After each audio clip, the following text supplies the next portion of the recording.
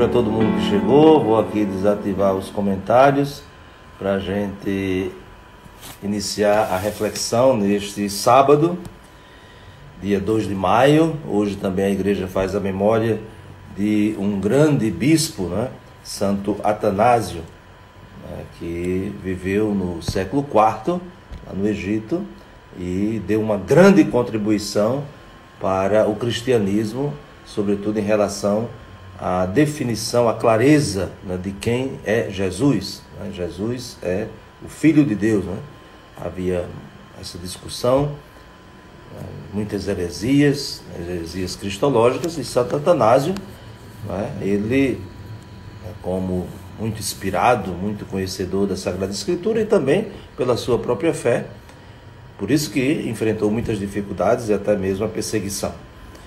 Então, peçamos pela intercessão de Santo Atanásio que nós também cresçamos nessa convicção de quem é Jesus, que é justamente o Evangelho de hoje que vai ressaltar, Jesus é o Santo de Deus, é o Filho de Deus.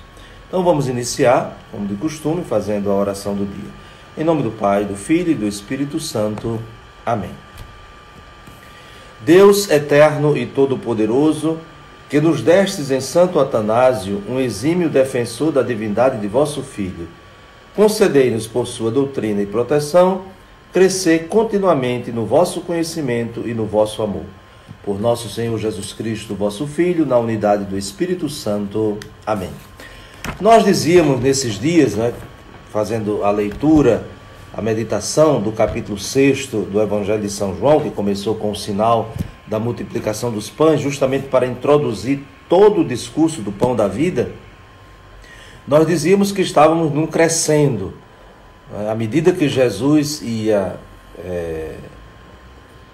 insistindo, repetindo que de fato a sua missão era a expressão do amor do Pai para com a humanidade, o Pai que o enviou para que o mundo tenha vida e vida em plenitude, e para isso ele fez a grande entrega, ele fez a grande doação, não de coisas, mas da sua própria vida, e instituiu como sacramento desta sua entrega a Eucaristia, e portanto nós participamos daquele sacrifício de Cristo, da sua oferta no Calvário, todas as vezes que nós participamos da Eucaristia, este sacramento da sua presença real, que foge toda a lógica, é como o amor.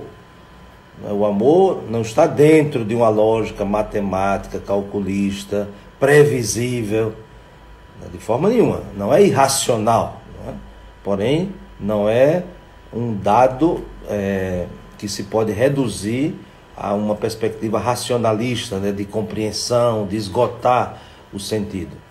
E, portanto, o amor de Jesus manifestado concretamente na sua entrega, ele foge a uma lógica, como a própria Eucaristia. Como é que nós vamos entender que um pão e um vinho sejam transformados, transubstanciados em corpo e sangue de Cristo? Então não é pela lógica humana, porque é algo que nos transcende, porque é amor. Mas isso não significa que não nos alcance. Claro que nos alcança, e nos alcança justamente pela adesão de fé. Então a gente dizia que estávamos num crescendo, e agora chegamos no ponto mais alto, no clímax da crise, da falta de compreensão, mas claro, de uma compreensão restrita, racional. Agora nós estamos diante dessa crise que precisa tomar uma decisão, dito de modo simples, ou vai ou racha, não tem como ficar em cima do muro, ou se acredita ou não se acredita, ou se acredita e aí se assume o segmento, ou não se acredita e se vai embora. Isso é algo que é permanente na experiência cristã. Quando nós nos encontramos com Jesus, mesmo com nossas limitações e com muita coisa ainda a aprender, a purificar, a converter, mas é preciso tomar uma decisão que toque a nossa opção fundamental, ou seja, que tenha a maior força da nossa vida, apesar de fazermos aquela experiência de São Paulo, que nem sempre fazemos o bem que quer e fazemos o mal que não quer, né? Então, essa experiência de São Paulo diz muito bem dessa nossa fragilidade, mas vasos de barro com um tesouro dentro, né? A gente precisa ter também essa convicção. Então, vamos ver aí a crise, né? A crise que os discípulos, tanto os discípulos no sentido mais restrito, né, o grupo dos 12, como aquilo que São João chama os discípulos de um modo geral, aqueles que estavam escutando Jesus, aqueles que até certo ponto, né, seguiam Jesus, né? O discípulo é aquele que está aprendendo, é o aluno. Então é um grupo mais amplo. Então, São João diz assim, no capítulo 6, versículo 60, muitos dos seus discípulos que o escutaram o quê? Não é qualquer coisa. E claro, Jesus não disse qualquer coisa, mas eu digo, não foi um ensinamento genérico ou uma outra parte que é relatada no Evangelho. Muitos que o escutaram, e portanto escutaram ele dizer, quem não comer da minha carne, quem não beber do meu sangue, não terá vida. Eu sou o pão vivo descido do céu. Quem come a minha carne, bebe o meu sangue, tem a vida e eu ressuscitarei no último dia. Foi isso que eles ouviram, né? Então a gente precisa ter muita clareza desse contexto, porque senão podemos cair em generalizações assim do tipo, né? Eles escutaram o quê? Uma parábola, escutaram um ensinamento sobre algum tema. Não, escutaram isso, não é? E nós diríamos até na indicação presente, escutaram isto. Isto o quê? Todo o ensinamento sobre a Eucaristia, sobre o pão da vida. E qual é a conclusão que eles tiram? Vejam, a frase é muito clara. Esta palavra é dura. É dura. Quem consegue escutá-la? Então vejam que isso é uma realidade, né, constatável, né, para muitas pessoas, sobretudo quando se fala do tema da Eucaristia, e é um escândalo, né? Isso é um escândalo, porque até o próprio Jesus disse, isto vos escandaliza, e continua sendo um escândalo quando pessoas que já demonstraram a sua adesão a Cristo não aceitam este seu ensinamento. Então caem nos famosos racionalismos, ou seja, tentando explicar, não é? E esvaziando o significado da Eucaristia. Então, existe uma tendência horizontalista, né, até entre nós, né, de pensar a Eucaristia simplesmente como um encontro de pessoas que vão ali compartilhar uma alegria, fraternidade, e por isso partem um pão, né, tomam de um cálice, fazem uma espécie de uma confraternização, não é? Fazem uma espécie de, diria, uma festinha, né? Para estar juntos, para se alegrar. Não, a Eucaristia não é isso. A Eucaristia é uma experiência com comensais, ou seja, pessoas que se encontram e participam de uma ceia. Mas esta ceia é uma ceia sacrificial. E, portanto, tem uma dimensão vertical, não só horizontalista. Porque seria muito fácil, bastaria a primeira parte do capítulo, ou seja, a multiplicação dos pães, não é? Se fosse apenas aquilo. Mas Jesus até diz, àqueles que voltaram no outro dia, mas vocês estão me procurando só porque encheram a barriga? Se saciaram com o pão? Mas procurem o alimento que não perece. Então nós não podemos ficar só nesse aspecto, que tem a sua validade, tem a sua importância de estarmos juntos, compartilhando da mesma mesa, mas a mesa, ela tem um alimento muito distinto, muito diferente de qualquer outra mesa. Né? Se a celebração da missa fosse uma confraternização para a gente comer e beber,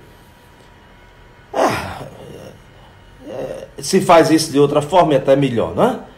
Quando a gente vai para um almoço, vai para uma janta com comida abundante, com bebidas de toda qualidade, seria muito melhor, né?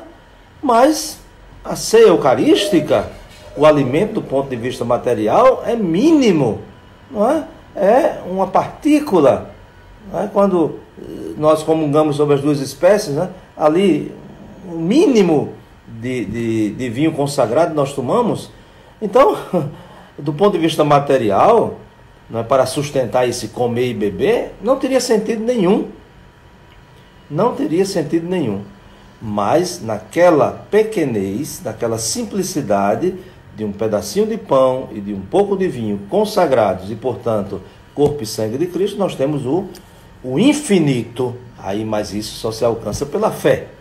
Então, é isso o escândalo, não é? O escândalo que os discípulos, vejam lá, muitos discípulos, né? Não foi a multidão de um modo geral, né? Que via Jesus de vez em quando e voltava só por curiosidade.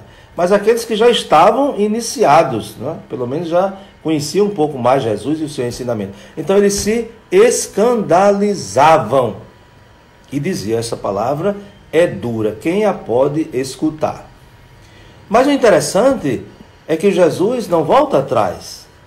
Jesus não diz assim: não foi bem isso que eu quis dizer, é uma comparação que eu estou fazendo, não é? O alimento que eu estou dizendo aqui, dizendo que é o pão, que é a minha carne, isso é uma metáfora, isso é uma comparação para vocês compreenderem. Não é isso. De forma nenhuma. É um símbolo, não é um faz de conta para vocês entenderem que se vocês escutarem minha palavra, vocês vão ficar fortificados. Se vocês aprenderem de mim, vocês serão revigorados. Não. Jesus diz: isto vos escandaliza. E aí diz o que é que isso aponta, o que é que a Eucaristia aponta. A sua morte, a sua entrega. E quando virdes o Filho do Homem subindo para onde estava antes. E como é que isso vai acontecer? Com a sua morte, né? Jesus não vai para o céu, né, do cenáculo da Quinta-feira Santa e sobe direto nas nuvens. Não, na Sexta-feira Santa ele vai morrer, ele vai entregar a sua vida para realizar essa sua palavra e, portanto, a instituição da Eucaristia se consolida e é por isso que vai poder se celebrar a Eucaristia. É porque não foi só um anúncio, se realizou. Vejam que no lava-pés, no capítulo 13, existe uma situação diferente de o escandalizar-se. Não é? Quando Jesus lava os pés dos discípulos, chega no pé de Pedro diz: Senhor, isso? Não, jamais me lavarás os pés. E aí Jesus disse: se eu não te lavar os pés, não terás parte comigo. Agora você não entende, mais tarde você compreenderá. E o mais tarde é justamente quando Jesus realizar esse seu serviço, isto é, a sua morte, ser pregado na cruz. É ali que Jesus, de fato, lava os pés dos seus discípulos, com o seu sangue derramado na cruz. Então, realiza a salvação, realiza o cumprimento de todas essas suas promessas. Então Jesus diz: mas há entre vós alguns que não creem, né? O grande problema está ali, o problema da fé. E aí Jesus não volta atrás, né? Não alivia as palavras para garantir o público. Hoje nós temos uma grande crise também no seio da igreja, quando nós estamos preocupados com o público. Não estamos preocupados com a salvação das pessoas, que passa também em escutar essa palavra dura, né, de conversão. Mas muitas vezes nós queremos apenas juntar gente. E, portanto, o discurso é adocicado, é muito sentimentalismo, né? Até a própria deformação da Eucaristia. Né? Cada coisa absurda que a gente vê, né, de pessoas que se supõem estudaram a teologia da Eucaristia, sabem o que de fato a igreja nos confia como sacerdotes para celebrar, e aí transformam a Eucaristia da igreja, a Eucaristia do corpo de Cristo, em espetáculo, né? Transformam no seu showzinho, né? Por isso que fica essa divisão, essa ação diabólica nas comunidades. Eu gosto mais da missa de Padre Fulano, a missa de Padre Fulano é não sei o quê. Não é a missa de Padre Fulano, é a missa da igreja. Agora, infelizmente, se alguns, né, fazem a sua missa, então já vai gerar essa concorrência. Então, isso é uma grande chaga que nós estamos vivendo do ponto de vista litúrgico, né, atualmente, cada um inventando a sua missa, né? Já tem padres que nem abrem o missal. Essa é uma arrogância, né, de que acham que eles são o dono do rito, e todo espetáculo que fazem, só porque as pessoas acham bonito, batem palma, acham o máximo, né? Mas isso é ignorância, né? Jesus diz com tanta clareza, né? Ele não volta atrás, né? Ele não faz uma acomodação, um jeitinho, né?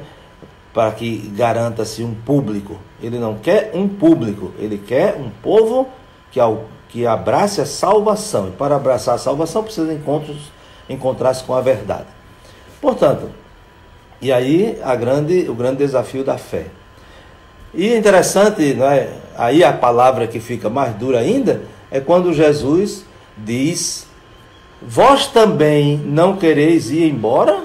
Agora ele está falando para o grupo restrito. Né? Ele viu que muitos, né, desse grupo mais amplo estavam ali em crise, e agora ele diz: e vocês? E vocês que ainda estão aqui, não querem ir embora, não? Nós não temos essa coragem muitas vezes, né? Muitas vezes nós somos covardes mesmo, nós voltamos atrás. Por quê? Porque queremos uma palavra que se acomode ao comodismo, né, de quem está ali nos escutando. Quando a própria experiência, né, posso até dizer pela própria experiência, que as pessoas, mesmo que num primeiro momento elas resistam diante da verdade, mas elas querem a verdade. Elas querem ouvir a verdade. Porque depois a verdade vence. E aí quando elas descobrem que nós estávamos com meias palavras, que nós estávamos ali fazendo somente a média, né, para não chatear, para não incomodar, elas se decepcionam. Se decepcionam. Então isso não é fidelidade ao Evangelho, né? Jesus é fiel àquilo que o Pai lhe confiou. E, portanto, ele não tem meias palavras, né? Ele é direto, é claro. E o que é que ele vai dizer? Vocês querem ir embora, também podem ir embora. Mas vejam como, aquilo que eu dizia, como mesmo uma palavra dura, mas se liberta. Se é uma palavra de verdade, então não tem outro caminho. Aí a grande afirmação de Pedro, que deve ser a nossa, né? A quem iremos, Senhor? Tu tens palavras de vida eterna, e nós cremos firmemente e reconhecemos que Tu és o Santo de Deus. Pronto. Então, é o passo da fé. Nós cremos. A quem iremos? Só Tu tens palavras de vida eterna. Então, ali se vence a crise. Isso não significa que já está tudo feito, né? Tem um caminho ainda pela frente. Mas é preciso dar esse passo, tomar essa decisão. Né? Não podemos ficar ali, né? Talvez, quem sabe, vamos pensar melhor. Não, é Jesus, cremos nele, é o seu ensinamento, aderimos a ele, então não tem tanto o que discutir, porque será somente perda de tempo. O realismo, né, do sacramento da Eucaristia deve ser o objeto da nossa fé. Não é especulação sobre isso. Porque 2000 anos nós vamos ver aí em muitos momentos as especulações, tanto para esvaziar o significado da Eucaristia, porque qual é a essência da Eucaristia?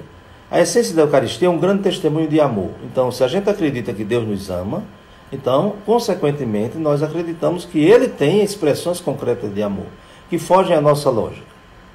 Essa presença, né? A presença real de Jesus, né? Quando nós nos reunimos e quando fazemos aquilo que Ele nos mandou fazer, né? Então isso é o que nos sustenta. Isso é fazer a experiência da ressurreição. Vejam que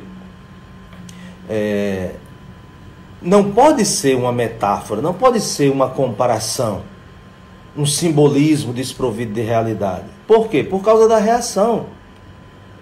Vejam, Jesus disse: eu sou a luz do mundo, quem me segue não andará nas trevas, mas terá a luz da vida.